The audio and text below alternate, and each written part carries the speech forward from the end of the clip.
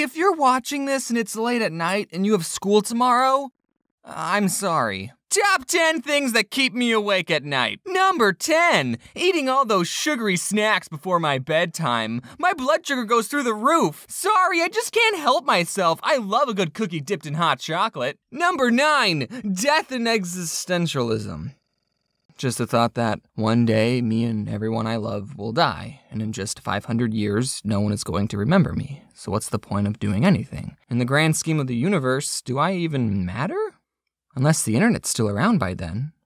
Thumbs up if you're watching this in the year 2516. And also, don't forget me. Number 8, my dogs. My dogs just love to sleep on my bed every night. And you see, I sleep on a twin-size bed, which is a stupid name for a bed that can fit one person. And I'm actually a twin, so I'm allowed to sleep on those. And I'm not on the below average side of the height spectrum, so I cover about 110% of the bed. And if me and my dogs are both cognitive enough to plan something out, maybe we could set up a system. I mean, they're pretty small dogs. I did the math. They should be able to fit. But my dogs have found that the most comfortable part of the bed is right dead center in the middle. So I just gotta finagle my way into a comfortable position, and if the dog leans up against you or sits on your leg, then you're obligated by dog law not to move because you might disturb the dog, and you love them too much to do that. And my bed is right next to a window, so I sometimes open the blinds so they can look outside, and so they're both right next to my face. But then in the morning, if there's another person or God forbid another dog outside, then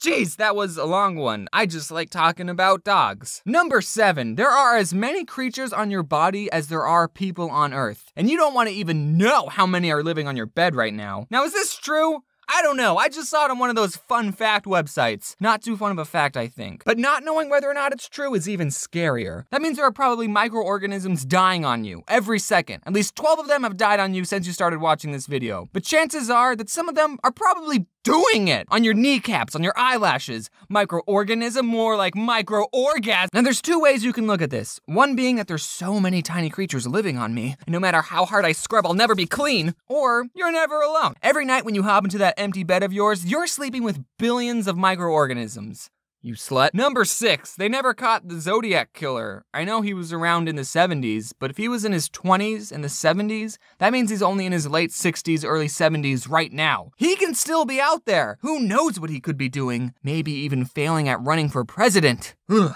And also, according to some conspiracy theories, they never caught John Wilkes Booth. Maybe Booth wants to get revenge. Maybe he's had enough and now he wants to run for president. Number 5, fractals. What are those, you ask? Imagine you're a farmer and you have infinity fence posts to build a closed pen for your animals, and you have to use all the fence posts. And you think, well, first off, that's physically impossible. If I have infinity fence posts, then I can't use all of them because I'll always have more. Hey, while you're complaining and theorizing over there, I just built your stupid pen and it looks like this. This is a fractal, children. It's a closed shape with an infinite perimeter. What? What? Infinite perimeter? But I can see it, I can measure it. Oh no, shut up. You're not looking close enough. Let's zoom in. Basically, you can zoom up on this pattern forever. That's just what a fractal is. So since no matter how much you zoom up on this shape, it will always repeat itself. The perimeter of this shape, or the fence you use to make it, is infinite. It's a closed shape with an infinite perimeter. Is the area of this shape infinite too?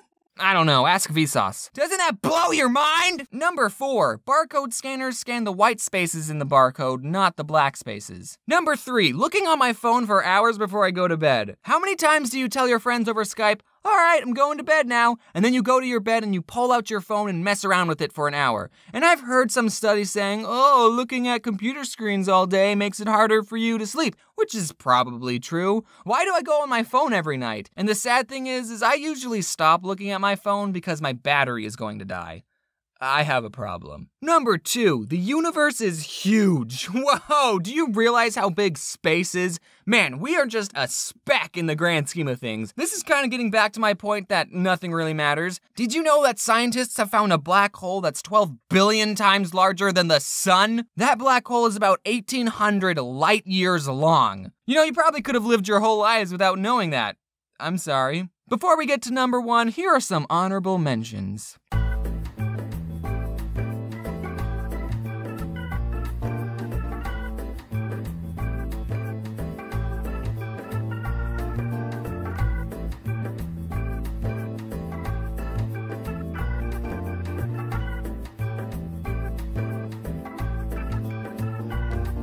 And the number one thing that keeps me awake at night is YouTube is not a stable job. Because of how long it takes me to make a video, I can't really give my opinion on YouTube drama. Heck, I'm still working on my Fine Bros rant. So a lot of you probably know YouTube took away some creators' monetization on videos for not being advertiser friendly, and they weren't even telling them about it. Now I'm a pretty innocent PG-rated channel, so I didn't get affected by this new change at all. See you later, scrubs! But dang it, if this shows us anything, is that YouTube does not care too much at what's making their website profitable. What's stopping YouTube from saying, hey, we're gonna take 90% of your ad revenue and all your titles have to say YouTube is great in them. And yeah, if YouTube makes bad business decisions, then they'll be out of business.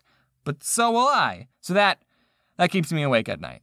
In the last video, I said I wasn't going to read a certain comic because it was racist. And I remember looking at the footage frame by frame when I was editing it to see if you could actually read it. And I thought it was good enough that you couldn't read. But one guy took a screenshot and then enhanced the image and then redrew it. Now, none of his comments got that many likes, so I doubt any of you saw it, but I still saw it, dude. So here is the racist comic from the last video. I made it around Michael Jackson's death. So someone asks, will Michael Jackson be black or white in heaven? And here's the racy part. He says he'd be white because everyone's perfect in heaven. And that's the joke. Are you happy? Also, I wanted to announce that I'm selling t-shirts, except I'm not. I'm having some trouble with the website, and I didn't want to wait to upload this video just because the shirts were taking a long time. I wanted to make sure everything is working before I start selling them. But definitely keep a lookout for those. I'm thinking this week. Sorry they're not ready yet. Maybe it's not working because you didn't wear your seatbelt.